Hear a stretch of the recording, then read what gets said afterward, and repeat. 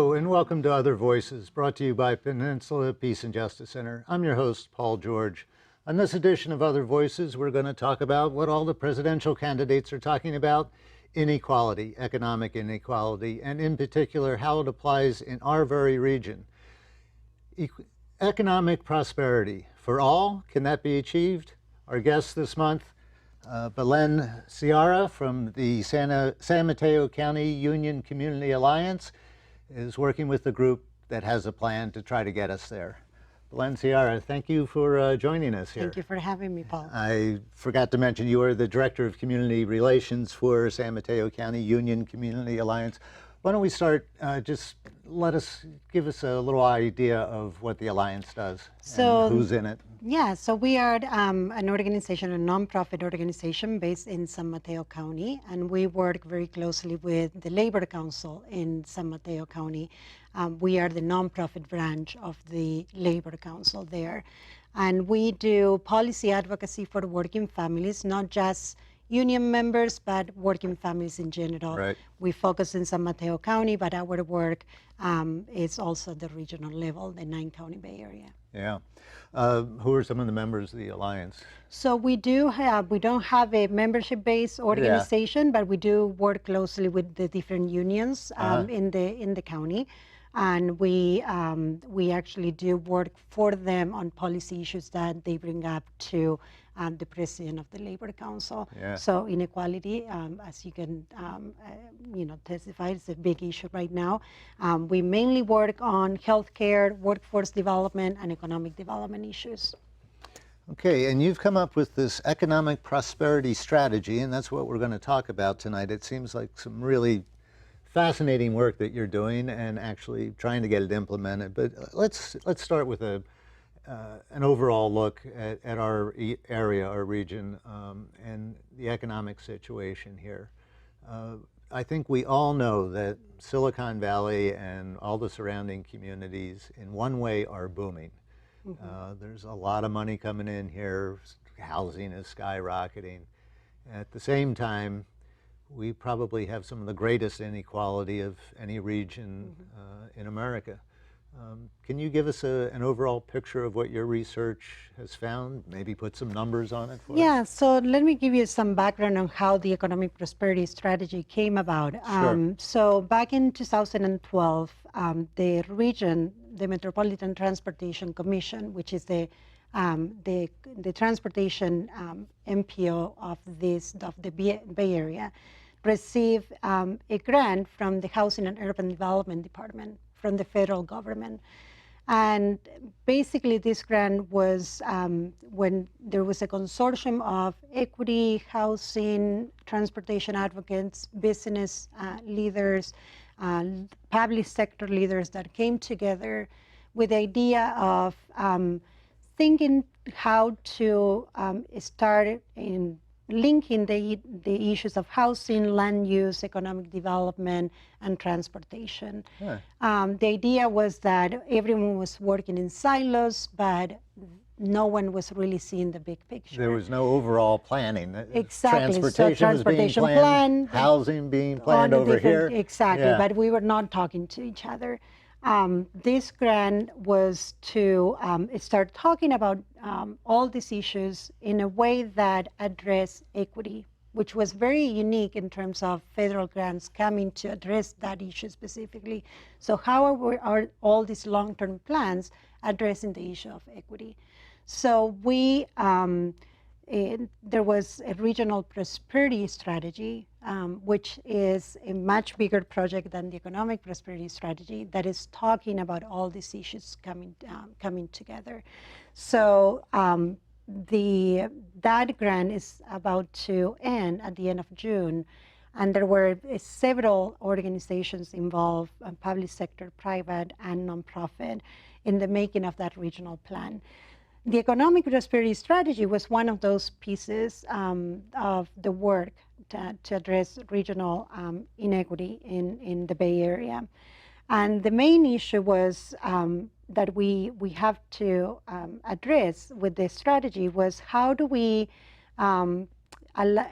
create enough career pathways for low-wage workers in the region. So how To do get them we in better paying better jobs. paying jobs with benefits and career ladder opportunities, not just good wages, but really an opportunity for them to grow in To that keep job. advancing, yeah.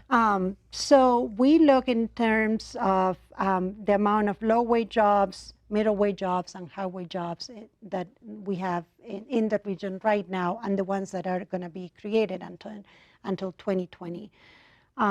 Just to give you an idea, we basically found out that the region is going to only create 300,000 jobs between 2010 and 2020.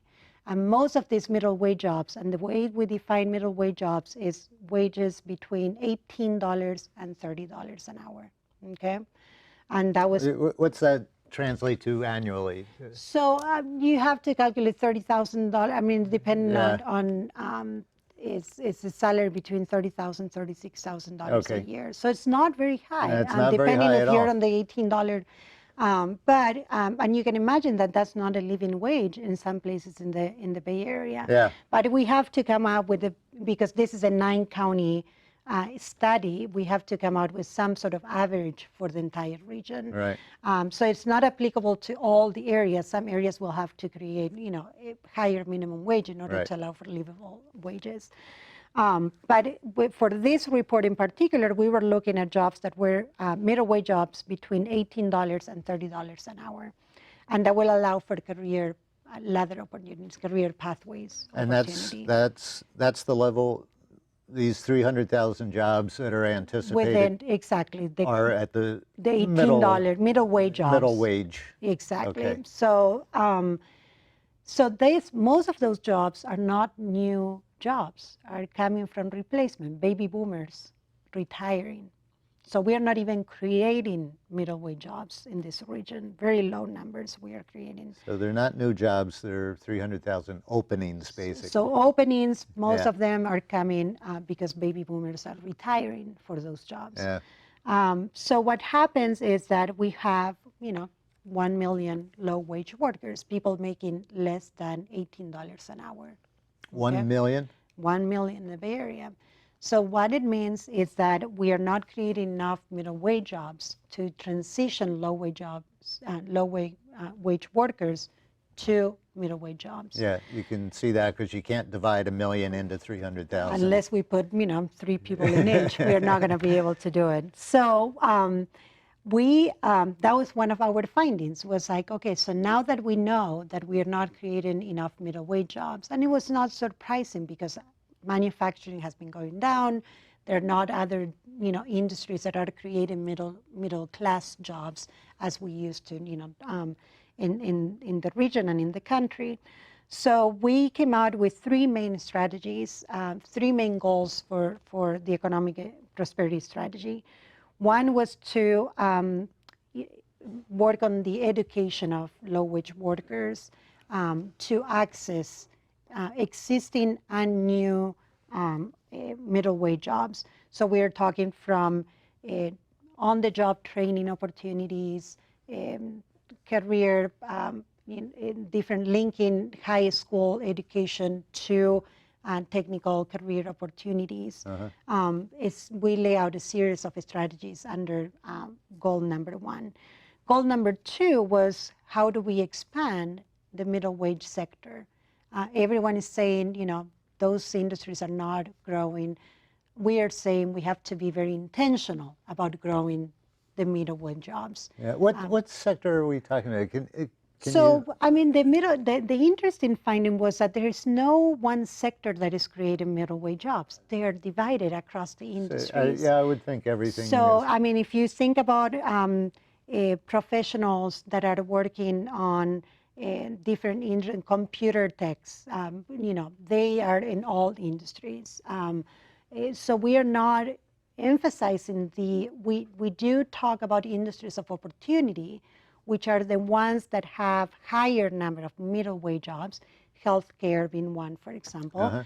But very interesting is that there's no particular industry that is actually creating a lot of middle wage jobs. So you need to be looking at The entire everything. spectrum. Yeah. So the goal number 2, which is creating middle wage jobs, is how do we use public dollars to create good, quality jobs? That's a good question. Yeah. So we lay out a series of strategies. Are we actually? Wait, explain this. What public money, and how do you get that to create jobs in the private sector? So let's think about like how do we create those jobs with good jobs with public money. Right. So one way is that, for example, the Metropolitan Transportation Commission gives has transportation funds that they give away to 101 jurisdictions in the Bay Area to do transit plans across the region. Right now, the MTC doesn't have a way to keep track of how many jobs are we even creating. There's no idea of what is the economic impact of $260 billion that they are going to give away in this new long-term plan that they have between now and 2040. So small changes like that will give the Transportation Commission and the advocates around the region an idea of the economic impact of such a big public agency will be a huge step forward in terms of having a sense of the economic impact that billions of dollars in public funds are having in every single community here. Or finding out that it could have a greater impact. Exactly. Are these dollars that are going to creating better downtowns incentivizing the good jobs, or are we incentivizing retail jobs at low wage jobs that are low wage jobs? So we are that would be a small change that we can do in the public sector. The other strategies talk about the preservation of industrial land. There's this idea of in each of the communities to plan for the best use, the high best use, which means which land use will bring the highest tax revenue for the community. Right. And we are saying it's important for the Bay Area to preserve industrial land because there are going to be certain industries that will need access to land in the urban cores.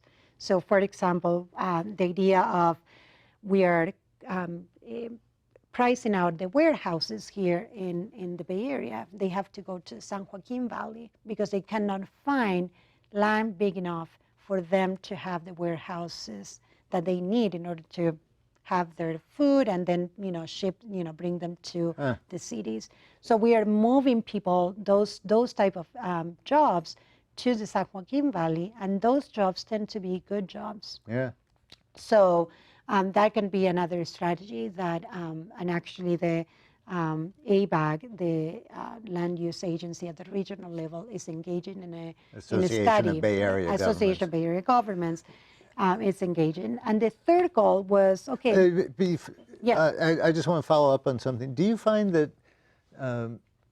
there's often a conflict? You mentioned that like city planners trying to maximize for income for the city, and so a lot of that is like sales tax. So do you find like city councils or county supervisors preferring to see like a shopping center built instead of affordable housing, or like you say, warehouse space? This is what you're talking about, Absolutely. Right? And there's issues that we have to deal at the state level, like Prop 13, that leads these local jurisdictions to be limited in the way Prop 13, aren't we? Exactly. But there are ways that we can start incentivizing cities to really see the bigger picture of, let's say that how do we make use of industrial land and the type of business that they can attract, and start measuring economic development not just with the sales tax revenue, but what type of jobs are we creating, and are we reinvesting in our community? Are people that are having good wages investing back in our community? Is that a good strategy? Yeah. So it has to change the the mindset of how we've been seeing. Because it seems to me one of the things that gets forgotten, especially in terms of low wage workers or even middle wage workers, before we went on the air, we were talking about the various minimum wage campaigns around here, and we've been involved in that. And one of the things I find that people don't think about when you tell them, you see, almost literally see the light go off above their heads, is that when you raise someone's wage, even a few dollars an hour, they spend it in your community. Absolutely. It stays in the local community, a local economy. But if you move the warehouse to the San Joaquin Valley, they're going to spend it there. Yeah. And that's part of the local tax base too. It benefits everyone. Absolutely. Yeah. And I think it is, and that's why, the third goal we have to lay out in the economic prosperity strategy was, okay, we are not creating enough middle wage jobs. Then how do we raise the floor for all the 1 million people working in low wage jobs? And that's where we started laying out strategies like living wage, minimum wage, community benefits campaign, and that project labor agreements.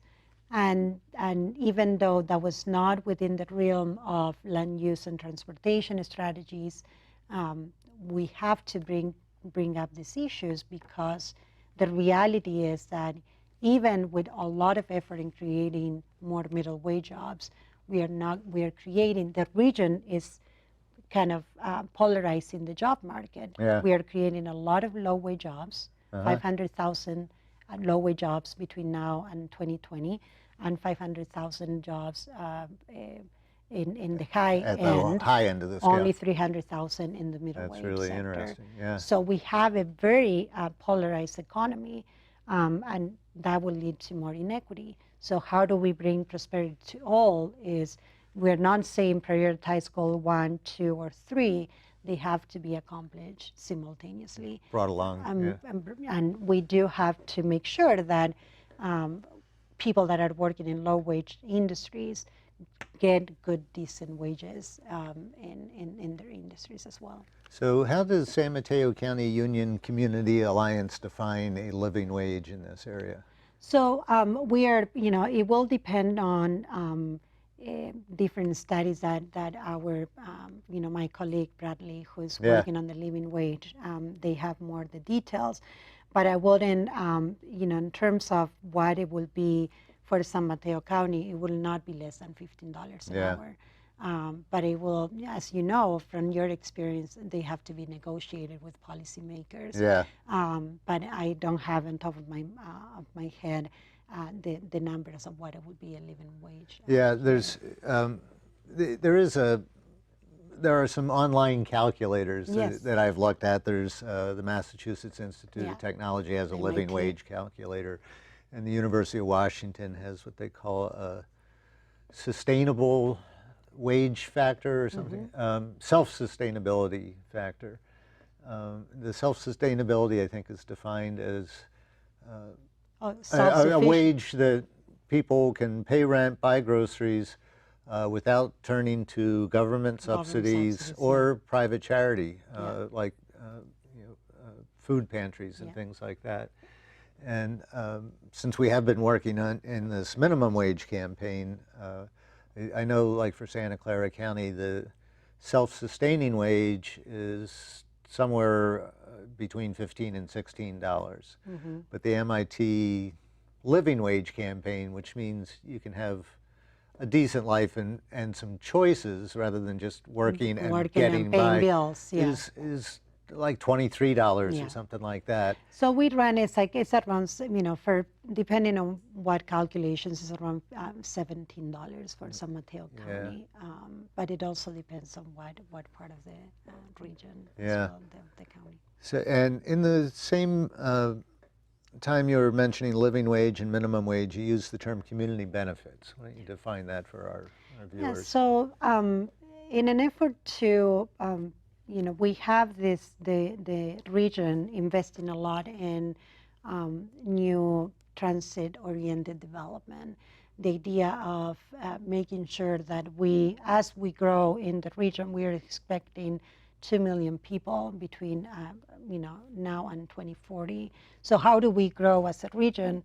2 million in the 9-county Bay Area? 9-county Bay Area. That's still a big increase. It's a lot of people. Yeah. So how do we grow? And the idea is that, as you can see, local jurisdictions are investing back in their downtowns and growing up because there is no more place to go, on the sides. So we, all this money that is coming down to reinvest in our downtown areas, in transit, near transit hubs, is having a huge impact on the real estate market.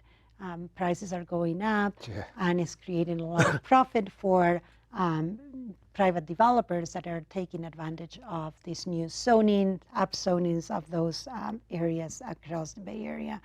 So the community benefits idea is, how do we leverage all these opportunities that we are giving the public sector to spread the benefits to the community where they're coming to? That's the idea of community benefits. And we, in South San Francisco, we just finished a campaign a few months ago, after 2 years, where the South San Francisco City Council was looking at the station area plan around the Caltrain station. So they wanted to bring more housing and create more opportunities for the local community as well for newcomers, and really reconfigure the way that downtown was being developed, and creating not only just housing for the existing population, but also to attract higher income people to bring to the city more dollars to spend in the downtowns. This has a huge impact on the existing community. What it means is that if you're planning to add 1,400 new units in the next 20 years, you're talking about a lot of money that is going to be, be invested in developing this new housing. And there was a coalition that we formed with with Transform, which is a transportation advocacy group at the regional level. We were leading the coalition. And this coalition in particular was very interesting because we were able to bring at the table labor, environmental organizations, housing advocates, transportation advocates, to come together and really define a platform, a policy platform that will find common ground on all our policy issues. As you can, probably relate to your work, the jobs advocates have been at odds with the environmentalists sometimes. How do we create jobs? Often happens. So it was quite an achievement to bring people together to see the benefit of working together in this particular plan. So the city of the South City adopted a plan early this year where they will be looking at how to make sure that the jobs that are going to be created because of the downtown redevelopment are going to be quality jobs. They're going to be working with these labor, middle wage jobs. middle wage, and also making sure that they bring low wage industry also has access to good ordinances that can probably lift them up a little bit. We also have great victories around transportation in terms of making sure that transportation, there's access to shuttle service for not just the good jobs on the east side of 101, but also for the people, the people that clean those commercial buildings that work off hours. So exploring different strategies that will allow for low wage workers in that downtown area to be able to access opportunities. And it seems the South San Francisco City Council is pretty bought into the plan. Into the platform, yes, absolutely. About to a certain extent on housing issues, we still have them, they have to commit to affordable housing. Unfortunately, the plan wasn't clear enough on how many affordable housing they will be built. I know they're thinking about adding 1,400 units, but they didn't commit to a certain level. How many would be below market? Exactly. So they do have a inclusionary policy of 20%, but it doesn't apply to rental housing, and most of that because of the Palmer decision at the state level that's still pending.